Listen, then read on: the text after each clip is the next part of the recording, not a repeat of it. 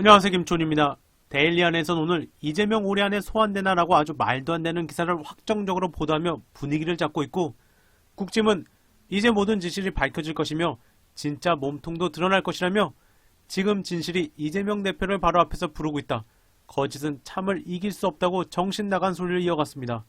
이런 말도 안 되는 공작들에 오늘 이재명 대표는 직접 페이스북을 통해 할 일을 하겠습니다라는 입장을 냈습니다. 이재명, 저의 정치적 동지 한 명이 또 구속됐습니다. 유검무죄, 무검유죄입니다. 포연이 거치면 실상이 드러납니다. 조작의 칼날을 아무리 휘둘러도 진실은 침몰하지 않음을 믿습니다.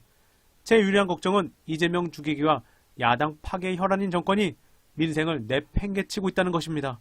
경제는 망가지고 외교는 추락 중입니다. 한반도 위기는 심화되는데 전략은 보이지 않습니다. 당과 민주 세력에 대한 검찰 독재 칼춤을 막아내고 민생을 지키는 야당의 역할에 더욱 충실하겠습니다. 진실이 밝혀질 것이라 믿습니다. 이재명 대표님 힘내시기 바랍니다. 특수본 참사 희생자들 카드 사용 내용 압수수색 신청. 경찰 특수본이 윗선 수사 안 하고 참사 희생자들의 개인정보까지 들여다보려 했던 것으로 확인됐습니다. 개인정보 명단이라고 입에 거품 물던 것들이 별짓을 다 하는데요. KBS 참사 동선을 확인한다며 희생자들의 신용카드와 교통카드 내역에 대한 압수수색 영장을 신청하려 했는데 이를 받아들여지지 않았습니다. 특별수사본부가 확보하려 한 자료는 참사 당일 희생자들의 동선 관련된 것들입니다. 사망자 명의의 교통카드 사용 내역, 신용카드 결제 내역을 들여다보겠다며 압수수색 영장을 신청했습니다.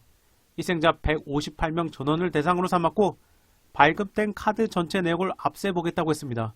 언제 어떤 교통수단으로 이태원에 왔는지, 참사가 난 골목 안팎에서 어떤 이동 동선을 보였는지 확인해볼 목적이라고 영장에 적시한 걸로 전해졌습니다. 희생자들의 카드 정보는 참사와의 직접 관련성이 없다는 취지로 회신했고 발급 카드 전체라는 범위도 너무 포괄적이라고 지적했습니다. 또 유족들 동의도 없이 고인의 개인정보를 들여다보고 그 사실을 사후 통보하는 것, 2차 가해 소지가 있다는 우려도 작용한 것으로 보입니다. 이런데도 특수부는 적극적인 수사의 일환이었다고 해명했습니다. 지인, 친척, 가족 현황 파악해서 연대 못하게 압박하려는 것일까요? 특수부는 그 정성으로 구청장, 서장, 경찰청장, 장관들 뒤나케야 할 것입니다. 토요일 대통령실에서 김건희 보도지침 내렸군요. 참 대통령실 대단한데요. MBC 기자와 MBC는 그렇게 가짜뉴스라 몰아붙여놓고 토요일 김건희 여사 스페인 총리 부인 만나 동물권 보호 노력 지지라는 기사를 뿌려제꼈습니다. 제목부터 내용까지 동일한 기사가 무려 33개가 넘게 포털에 뿌려졌고 대통령실 이재명 부대변인은 19일 서면 브리핑을 통해 고메스 여사가 전날 오천에서 김건희 동물권 보호 행보에 깊은 관심을 표했다며 관련 대화 내용을 공개했습니다. 동물을 논하기 전에 자신들의 가족들이 삶을 파괴한 사람들이나 한번 돌아봐야 할 것입니다. MBC가 천공을 물었습니다. MBC 스트레이트 190회는 참사는 엄청난 기회, 천공은 누구인가라고 제대로 천공을 다룬다고 합니다. 정법시대 전 간부의 인터뷰부터 시작해 천공이 내뱉자 윤석열이 대통령으로서 너무나 비통하고 죄송한 마음입니다라고 사과를 한 부분과 대통령의 행보마다 천공의 그림자가 아른거립니다라는 김용민 의원의 강렬한 멘트, 그리고 직접 MBC 스트레이트 제작진이 천공을 찾아가자 뵙고 싶은 것도 정상적인 절차를 밟아 와야지 옆구리로 그 후 강의 300개 듣고 나면 스승이 만나줘라고 도망치듯 회피하는 모습이었는데요. MBC가 천공을 물었고 이 시점에 더 기대가 되는 내용입니다. 이어서 사제직 박탈당하신 김규돈 신부님 관련 글도 전해드리겠습니다. 성공의 대정교구 은퇴사제 김경일님, 나에게 김규돈 신부님은 어떤 분이신가? 김규돈 신부님이 페이스북에 올린 짧은 글 때문에 글을 올린 지 10시간 만에 청문회 절차도 없이 주교님에게 직권면직을 당했다. 걷잡을 수 없이 사건이 커져서 사회 문제가 되었다. 하루하루가 가슴에 바위를 얹어놓은 듯 무겁고 답답하다. 주님의 부르심을 받고 사제직을 천직으로 알고 살아온 분에게 사제직을 박탈하는 직권면직은 사람의 목숨을 끊는 것이나 마찬가지의 조치를 할 수 있다. 이런 사건이 터지고 나니 비로소 그의 진면목이 그와 가까운 분들에 의해 전해진다.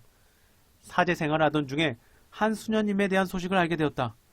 유기서원을 하고 수도 생활을 하던 수녀님이 목숨이 위태로울 정도의 심한 심장병이 걸려 수녀원에서 나와야 하는데 갈 곳이 없어 길바닥에 나앉을 처지가 되었다는 사연이었다. 종신서원 수녀가 아니라 수녀원 규칙상 내보낼 수밖에 없다고 수녀원장님도 울먹울먹 하더라는 것이다. 그는 그 수녀님을 돌보기 위해 사제복을 벗고 서류상 혼인신고를 했다. 사골세빵을 얻어 우유 배달을 했다. 기타 학원을 열어 학생을 가르쳤다. 목숨이 경각에 달린 수녀님을 정성을 다해 보살펴 12년을 더 살 수 있게 도왔다고 한다. 그런 사장을 아는 천주교 최창모 주교님이 조당장애를 풀고 다시 사제로 불러들였다. 윤학준 주교님이 대정교구 주교로 피선되어 승자를 하고서 김규돈 신부님을 불러 무릎을 꿇으며 성공회에 들어올 것을 간곡히 청했다 했다. 그는 그런 주교의 모습에 기꺼이 성공의 사제가 되었다. 그는 모든 수입을 가난한 노인들의 냉장고를 채워주기 위해 아낌없이 다 썼다. 그러다 제대로 식사를 하지 못해 영양실조로 쓰러져 응급실에 실려가기도 했다고 한다. 그는 나의 집 재산 통장에 남아있는 돈이 늘 불편하다고 말하곤 했다고 한다. 그러면서도 설악산 케이블카 건설에는 온 힘을 다해 격렬하게 반대를 해서 유명세를 탔다. 그는 부당한 것을 보고는 참지 못하는 사람으로 알려져 있다. 그는 33년간 오직 약자와 빈민을 위해 자신의 모든 것을 바쳐 사역한 깊은 영성을 지닌 사제다. 나는 그를 예수님을 오직 본질로만 추구한 사제 중의 사제라고 생각한다. 김규돈 신부님처럼 온몸을 바쳐 치열하게 사목하신 분을 우리는 본받아야 한다고 믿는다. 아마도 신부님의 마음은 직권 면직을 당한 지금도 자신의 손길을 안타깝게 기다리고 있는 가난하고 외로운 노인들에게 오롯이 가 있을 거라고 믿는다. 정말 멋지고 아름다운 신부님입니다. 김규돈 신부님을 오래오래 기억하겠습니다. 그럼 개그맨 이병진 인스타그램 스토리 글로 마무리하겠습니다. 이기주 대 이기정.